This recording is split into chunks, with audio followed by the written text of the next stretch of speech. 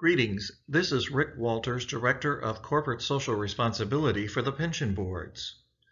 This presentation has to do with a particular strategy employed by the pension boards because of its responsibility and stewardship over a large number of investments held in trust for members in our annuity plan. These potential retirees invest in the pension fund with the goal of increasing their possibilities for having a lifetime income annuity paid out for the comfort of their own retirements. But at the same time, these investments play an important role in social, human rights, and environmental change. The reason for that is that they can be leveraged. They can be leveraged to influence corporate behavior. And with the help of the Interfaith Center for Corporate Responsibility, an ecumenical organization of 300 faith-based members, we are able to collaborate in engaging directly with companies in order to influence them to produce policies and actions that will actually change our world. Corporate engagement is a tool that can be used by shareholders because companies must respond to them, and because shareholders have power. They have the power of influence because of the assets that they hold in publicly traded companies. This particular strategy was first employed during the period in which apartheid in South Africa was an important problem addressed by the church. Churches with assets decided that they could leverage those assets to influence companies to cease doing business in South Africa until and unless the government abolished apartheid. For nearly 50 years now, that strategy has continued beyond the time when that goal was achieved through economic pressure and applied to many other kinds of social, human rights, and environmental problems. And so this is another strategy along with those of protest, marching, letter writing, and pronouncements that the church can utilize to make a powerful statement in our world about issues that we care about. I'm going to describe to you a particular example in these slides of a corporate engagement that ended up being very successful. Not all of them are, but in this particular case, we were able to stop the drilling of oil in a particularly impactful area of our world, the Amazon. The pension boards collaborates with the Interfaith Center for Corporate Responsibility, a large ecumenical organization of other faith-based members who likewise have assets that they can leverage for corporate change. And so we work together with these other members of ICCR to select particular companies where we think we can have an impact and to spread our work among the various members in order to increase our effectiveness with the most possible companies. When we're looking for companies to engage with, we want to look at whether that engagement will have a particular impact on the issue that we're concerned about, whether it be human rights or the environment. Here you see the Amazon rainforest located in the particular areas of Ecuador and Peru. When seeking a model to engage on a company with around environmental issues, this one tops the list. The Amazon contains hundreds of indigenous tribes that would be impacted by any kind of exploitation of resources in this area. And the Amazon rainforest impacts not only the area of Ecuador and Peru and South America, but also the entire world because of the oxygen, the nutrients provided, and the general impact of the degradation of this area to the environmental concerns of the entire planet. These are the oil blocks in the western Amazon that were given as a concession by the governments of Ecuador and Peru to the ConocoPhillips Company. The potential for their drilling in these areas would have an enormous impact, as I said before, not only to this area, but to the entire world. And so if we could find an effective strategy to get the ConocoPhillips company to cease from drilling in these areas, it would be a major victory. Using the assets that we hold and that other members of the faith community through ICCR held, we were able to engage directly with the company over the issue of the environmental impact of this area. Here we have all the factors coming together that normally have the worst impact on the environment. Oil and gas exploration and drilling, concessions in endangered ecosystems, in this case the rainforest, and the impact on indigenous peoples. For that reason, and also for the reason of global health, we felt that this one would be a particularly important one to address.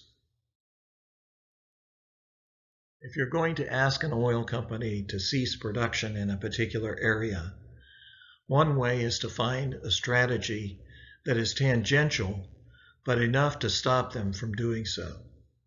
And in this case, the key to our strategy was to target the rights of indigenous peoples living in the area of the oil concessions. In 2009, a coalition of shareholders with over $1 billion in assets was organized by Boston Common Asset Management along with other members of the Interface Center. And we began to engage with ConocoPhillips on the oil concession that they held in Ecuador and Peru. An important part of any conversation or engagement with a company over a particular issue is to find an international standard that applies. The company could be asked to uphold this standard as a good neighbor in the corporate world and in the international community. Thankfully, we had a good standard to apply in this particular case, the United Nations Declaration on the Rights of Indigenous Peoples. This standard clearly defined what would happen if a company interfered with the mineral rights or other human rights of indigenous peoples in areas where they chose to operate. The most important aspect of any corporate engagement or conversation on any issue is following the elements of a systemic strategy. That particular strategy is set forth in these 5 elements on the slide. First, we began with data. In order to convince a company that a change in their behavior needs to take place, you have to have convincing and authoritative data. We had an investigative report from Amazon Watch, ConocoPhillips in the Peruvian Amazon, which set forth in very measurable terms the potential impact of their proceeding on the oil concession that they held. Next, you need a standard.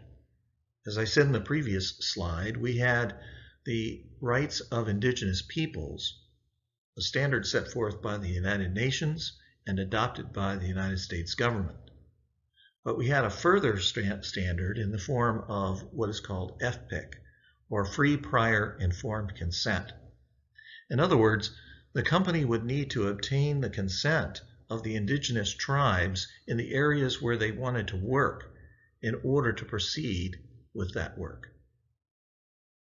You have to have an ask, which is clear, which is measurable, and which the company can fulfill within their ability. Otherwise, you will just have a kind of muddy request for some potential action that may never end up happening. So the ask was very specific in this case, to obtain consent from the indigenous peoples affected prior to commencing operations. The impact of not doing that would be to risk future conflict, which could damage the reputation and the financial viability of the company. This is what's called the business case. Not only are we making a moral and ethical argument that it would be wrong to proceed, but that it would have financial damage to the company or risk their reputation. And in this way, shareholders would be impacted whether they cared about the environmental problem or not, because of the value of the shares. Fourth, we needed implementation. It's not enough just to ask a company to do something, but to be able to get them to implement the action that is requested in a way that's measurable.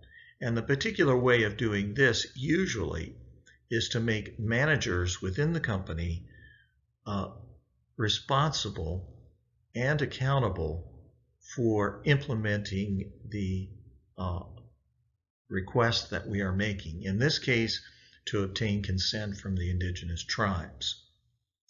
And finally, verification. We needed the company to adopt the policies, measure the results, and report back to shareholders so that we had an indication and proof that they were following our recommendations. As a result of following this particular strategy, the following actions actually took place. The dialogue began in 2009. In 2011, the company announced that its engagement with indigenous peoples would be done in a manner that was consistent with the United Nations standards. The company incorporated the policy on July of 2011 on indigenous peoples into its business processes and goals. This was a key step because the company made the standard that was provided by the United Nations and internationally recognized and incorporated it into their actual business processes and goals as an official policy. Then began the tremendous task of the company going out into the Amazon to meet with tribal leaders of the indigenous tribes and to try and obtain free, prior, informed consent. They met with over 60 committees or communities in 780 different meetings between 2010 and 2012. The task turned out to be overwhelming, and in October of 2012, the company ultimately abandoned its concession in the Amazon basin based on the FPIC failure and shareholder pressure that had continued throughout the period from 2009 to 2012, including appearances by representatives from the ICCR at the annual shareholder meetings during that time. This particular example of a corporate engagement with a fossil fuel company resulting in the cessation of operations in a particularly vulnerable part of the world was a tremendous success and an important step in the engagement with fossil fuel companies generally on similar issues throughout the world. We continued to work with ConocoPhillips on concessions in Western Canada and Alaska with similar results. I hope that through this example you've seen that the engagement tool, leveraging assets with publicly traded companies, is a particularly effective social justice witness of the church. Asking companies to uphold a moral and ethical procedure for going forward with their operations is something unique to the church's and faith-based organizations' witness to the world. A strategy that cannot be employed by everyone, but could be used by those who hold assets on behalf of the church for the betterment of the world.